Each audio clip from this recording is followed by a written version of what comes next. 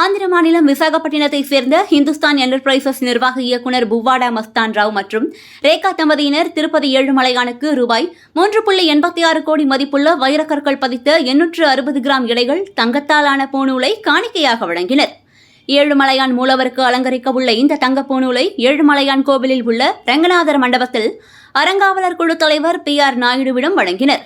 இதையடுத்து நன்கொடையாளர்களுக்கு தலைவர் பாராட்டி தீர்த்த பிரசாதம் வழங்கி வேத பண்டிதர்கள் மூலம் வேத ஆசீர்வாதம் செய்து வைத்தனர். இதில் குழு உறுப்பினர்கள் பணபாகலட்சுமி, பானு பிரகாஷ் ரெட்டி, நரேஷ்குமார் சாந்தாராம் ஆகியோர் உடனிருந்தனர்.